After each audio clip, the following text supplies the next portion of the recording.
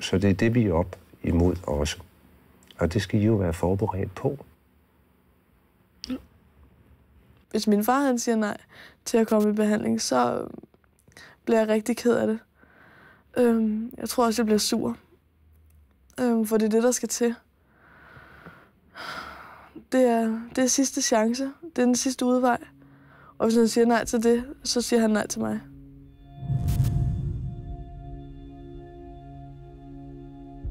Brevet skal indeholde, hvad I føler omkring Tim, hvordan jeg har haft det med ham.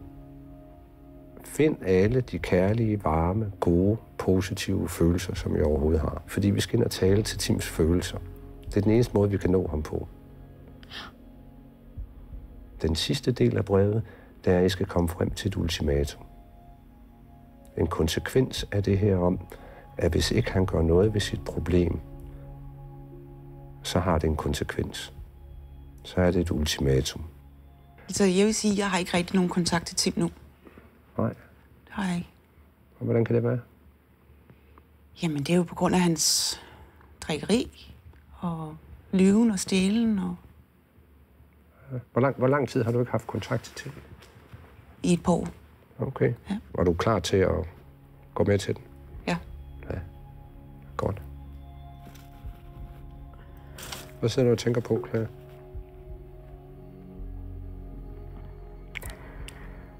Det er tanken om, at hvis han ikke klarer den her behandling, så er der bare ikke noget os. Det er hårdt. Man skal jo lukke en stor del af sit hjerte af for en mand, man elsker overalt på jorden. Når jeg sådan sidder og kigger på det, så er en mand, en Tim. Prøv at se, hvor meget forstyrrelse en alkoholiker kan skabe. Og det er I med til at bremse op for nu og sige, det vil vi ikke stå model til mere. Da jeg mødte Tim første gang, der tænkte jeg, wow. Og vi sad og snakkede, jeg ved ikke hvor mange timer. Og han var jo simpelthen så nervøs og fummelfingret, og det var jo bare sødt, synes jeg. Så blev jeg sådan, det fik jeg lidt frisk pust, du ved. Og jeg fortalte hende ikke, at jeg drak. Men drak i det smug, også over for hende. Ja, han sagde, at han var ædru alkoholiker. Og så tænkte jeg, jamen, sådan er det jo. Det kan jeg da godt leve med. Det har jeg nok sagt i en halvbrænder, kunne jeg forestille mig. Og så gik der op for hende, stille og roligt. Det var da ikke rart at finde ud af, og det tog også til. Så måtte jeg jo tage den derfra, der var jeg jo gravid, så jeg tænkte, gud, hele min verden, den rammer sammen nu. Alle dine lighter har jeg lagt op i den der æske, eller?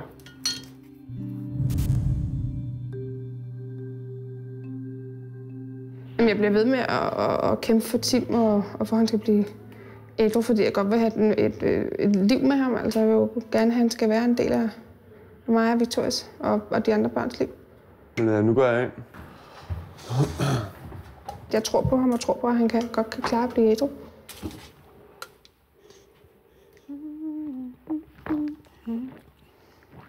Jeg ved, at hvis han ligger hjemme hos mig, så har han det godt, og han får et bad, og han kan få rent tøj på, og der er nogen til at tage sig af ham, hvis han får det dårligt, eller ikke her på kollegiet.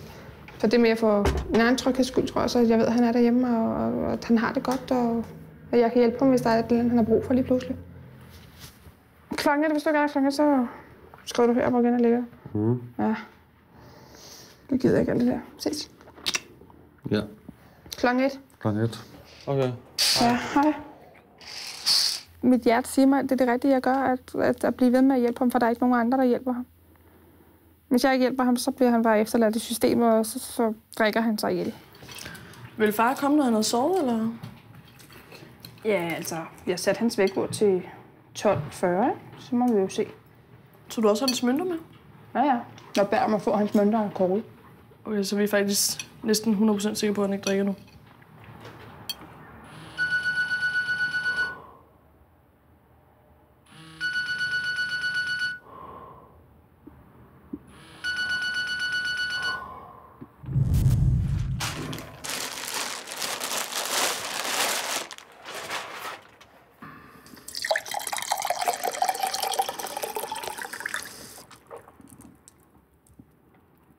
Jeg kan ikke.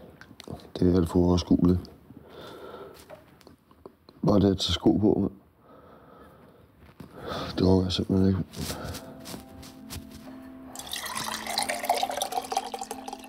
Jeg har en dårlig samvittighed, og jeg går ned til Claire. Og jeg savner hende. Og jeg savner mine børn.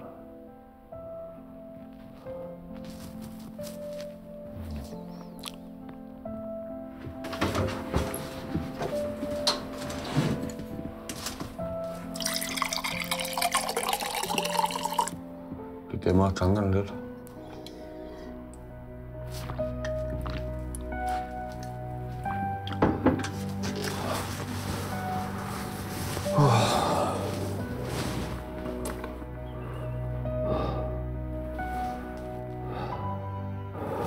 Værste er, at jeg så ikke derinde. Jeg synes, jeg er synd for hende. Det kan ikke rigtig være bekendt.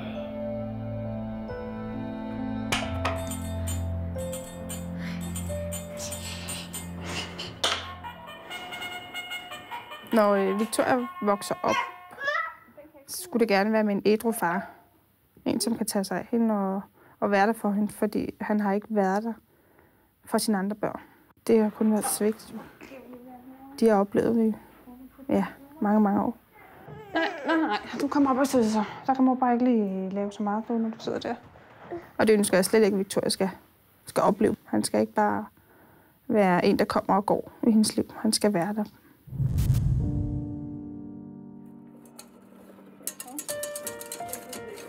Så! Kan du godt komme ud og spise nu? Er der mad nu? Ja.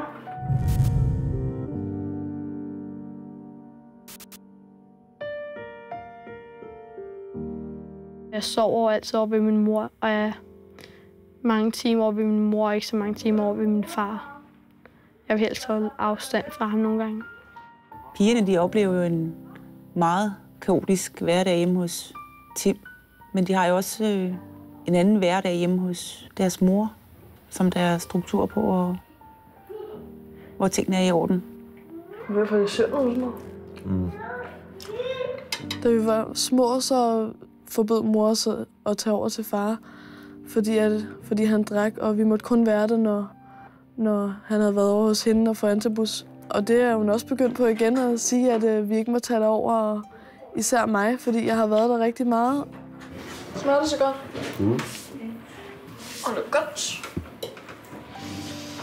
Det er super ubehageligt, når min mor hun siger, at jeg ikke må tage over til far. Hun ved jo godt, at jeg gør det alligevel. Så tager jeg derhen i frikvartererne, eller lader som om, jeg skal hen til en veninde. Hvis jeg havde været min mor, så havde jeg også forbudt min datter at tage over til sin alkoholikerfar. Det havde jeg helt sikkert. Jeg er lige i gang med at gøre et bad klar til min far, så han kommer ud i bad, fordi jeg synes, det er ved at være rimelig længe siden, at han har været i bad. Far? Far! Far! Kom, du kan ikke være bekendt at sove. Jeg har lige lavet bad til dig og sådan noget. Kom! Ja, jeg kommer. Det er rigtig ubehageligt at se ham være så fuld, fordi jeg føler, at jeg bliver nødt til at tage et ansvar som en voksen og sige, nu kommer du ud i bad og næsten skal hjælpe ham af med tøjet, og jeg skal ud og slukke vandet for ham, mens han lå og sov ude i badet, og jeg er bange for, at han drukner, altså. Det er bare ikke okay. Kan du sove godt? Sig til jer. Ja. Vi ses i morgen. Jeg elsker dig. Jeg skal også starte. Ja, selvfølgelig gør du det. Ikke også? Ja, så godt. Ja, lige meget.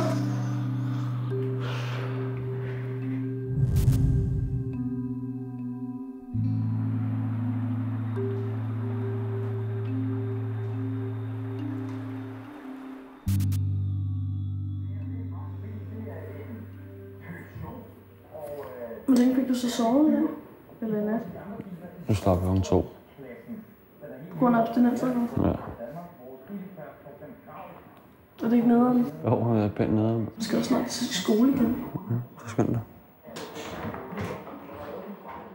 Jeg har jo abstinenser som sindssyg. Og jeg kan ikke bare lægge mig ned og sove det væk. Det eneste, der er at gøre, i mit tilfælde, føler jeg, det er at drikke igen. Og så starter hele slyngen forfra. Lorteliv. Men jeg er syg. Jeg er rigtig, rigtig, rigtig syg.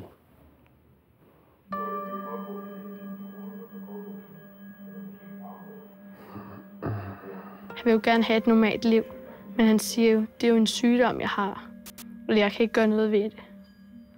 Men hvor jeg føler, jo, kom nu, gør noget ved det. Du kan jo godt. Men altså, han får abstinenser, eller hvad det hedder. Altså først så siger han, at han skal op og handle, fordi så kører han lige op og køber noget at drikke. Og ellers siger han jo bare, at han skal stille klapvognen ned, eller barnevognen ned, eller ned med en cykel, eller et eller andet. Han prøver hele tiden at holde det skjult, så vi ikke ved det. Men vi ved det jo godt. Altså man kan jo hele tiden se det på ham.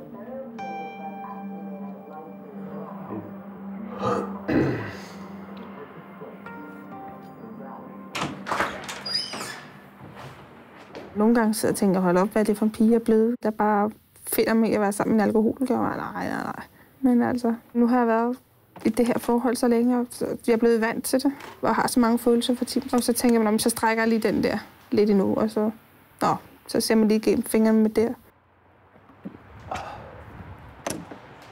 Og det er faktisk nu, jeg mener, hvor usselt det her er. Jeg står og piller billebar med på tyndskid af, mand. Og jeg står i regnvejr, og jeg har mine børn derhjemme. Eller et af dem, i hvert fald min kæreste.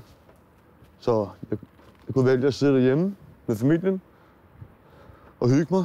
Eller jeg kan vælge at stå og pisse lortet nederen vejr og bælge billebajer. Og jeg vælger at stå her. Det er sgu ikke helt normalt. Jeg tænker på det tit, at han bare lige pludselig sidder på sit kollegeværelse og så drikker til han dør. Det er rigtig bange for, at han gør. Min farfar han er død på grund af druk. Og det er hårdt at tænke på, at far han er på vej i farfars fodspor. På den tidspunkt, så vågner jeg ikke igen. Og det ved jeg. Det er realiteten. Jeg er ikke fortsat på den måde her. Jeg vil ønske af hele mit hjerte og hele min sjæl, jeg vil ønske, at jeg ikke var sådan en, og drikker sig stiv. Men jeg kan bare ikke lade være. Det forstår folk ikke. Okay, jeg kan ikke finde ud af at stoppe.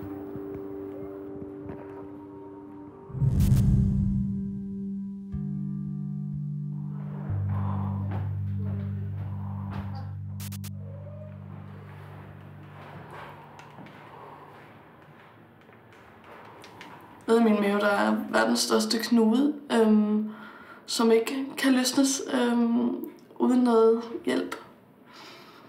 Og det er rigtig hårdt.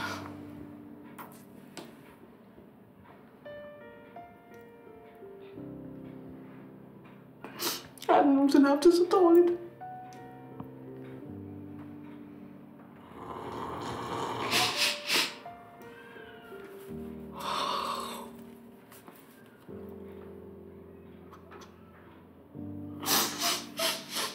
Det er ubehageligt at være mig. Jeg er 15 år gammel og skal prøve at få det til at fungere med veninder og fyre og hele min hverdag. Og så samtidig være mor for min egen far. Det gør ondt.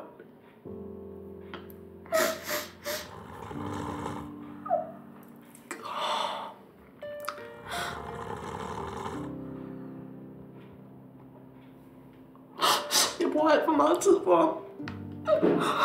Og det gør utrolig ondt.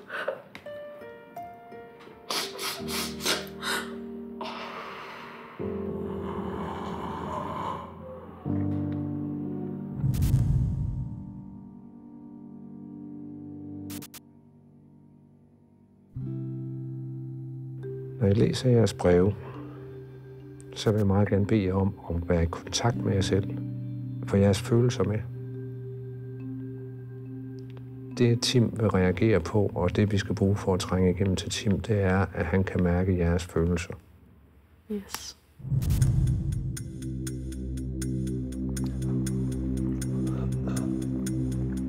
Hvis det utænkelige nu skulle ske, og det er, at Tim han siger nej, rejser sig op eller bliver vred og går ud af døren, så bliver I her, og jeg følger efter ham ud.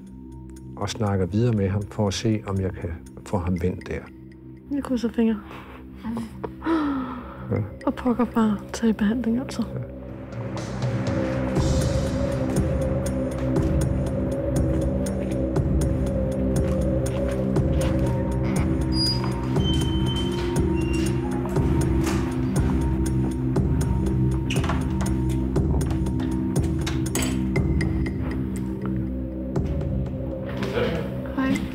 Hej.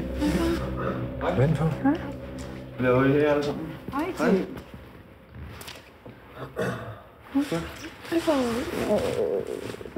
Hej, Tim. Jeg kunne godt tænke mig, at du lige satte dig herover. Lige så stille og roligt.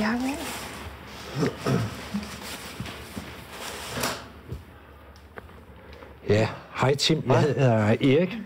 Jeg er misbrugskonsulent, så jeg vil gerne bede dig om bare at sidde og lytte til, hvad der bliver sagt. Og hvad de har at fortælle dig. Okay.